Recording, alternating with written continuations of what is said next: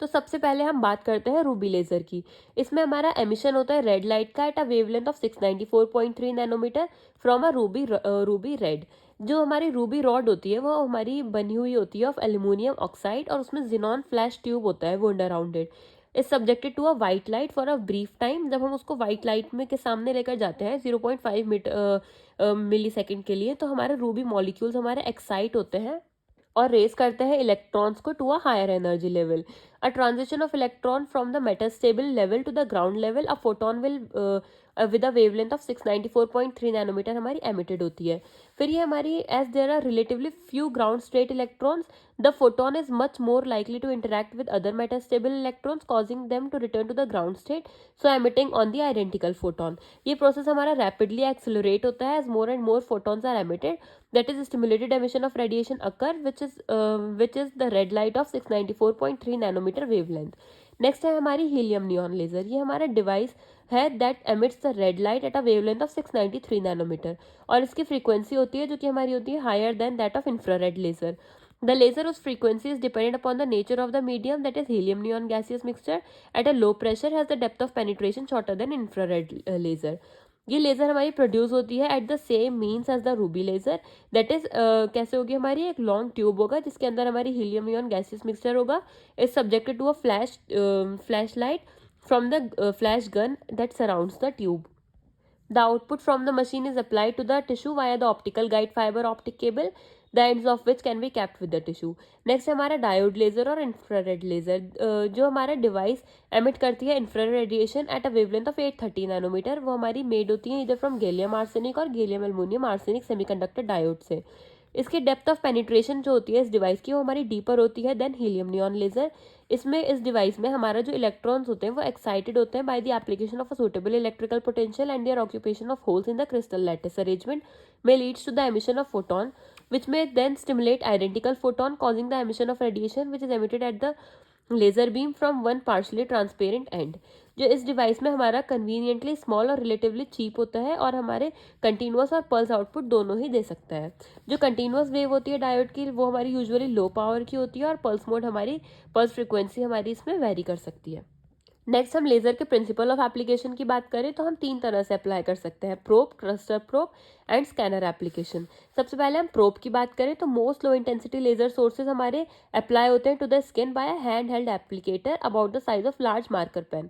इसमें हमारा direct application होता है to the skin which ensures maximum transfer of laser energy, और इसमें हमारी लाइट प्रेशर होती है by squeezing the blood from the superficial vessel that in can increase the penetration further. Next है हमारा क्लस्टर प्रोब। इसमें हमारा कलेक्शन होता है of individual laser diode emitting a different wavelength. इसका हमारा advantage of using cluster probe is that it can be use to treat larger area of approximately 25 centimetre square. इसमें हम लार्ज एरियाज ट्रीट कर सकते हैं approx 25 centimetre square के cluster probe के जरिए। नेक्स्ट है हमारा स्कैनर एप्लीकेशन। स्कैनर एप्लीकेटर हमारा जो इसमें क्या होता है, हमारा एक लेजर एप्लीकेटर होता है जो कि अटैच होता है to the stand up to 30 centimetre away from the skin. जो हमारा एप्लीकेटर है उसमें हमारा several sources of laser output होता है एंड इज मूव्ड इधर मैकेनिकली और manually in a systemic path over the area to be treated. Next हम बात करते हैं टेक्निक ऑफ एप्लीकेशन की। इसमें सबसे पहले आता है हमारा प्रिपरेशन ऑफ पेशेंट। तो पेशेंट को सबसे पहले हमारा nature of treatment and need to wear goggles और spectacles are explain to the patient. Protective goggles are designed for particular wavelength being used are worn to obviate any risk of application of laser beam into the eyes। The surface to the skin to be treated is clean with alcohol and wipe। जो भी हमारा surface होगा उसे हम clean करेंगे और part को हम सपोर्ट करेंगे in such a way that any pressure of the laser applicator doesn't cause movement और डिस्कम्फर्ट। नेक्स्ट है हमारा प्रिपरेशन ऑफ एप्लीकेशन।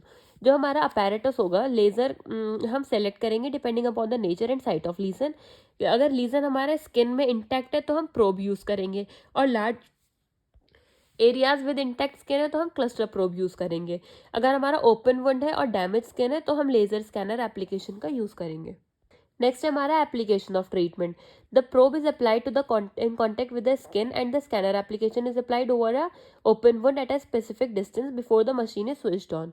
हम इंश्योर करेंगे patient and treating therapist both wear protective goggles for the entire period of treatment. हमें goggles पूरे throughout the treatment हमें carry करना है।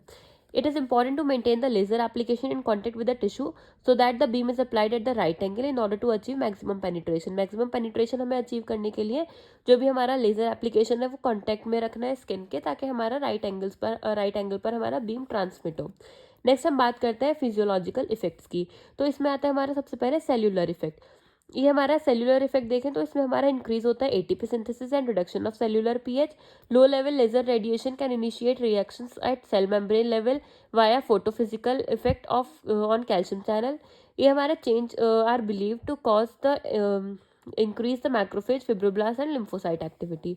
नेक्स्ट है हमारा नर्व कंडक्शन और रीजनरेशन पर इफेक्ट देखें तो ये हमारा इंक्रीज करता है rate of nerve conduction, increase करता है हमारा frequency of action potential, decrease करता है डिस्टल सेंसरी लेटेंसी और एक्सेलरेट करता है हमारा nerve regeneration in response to laser application.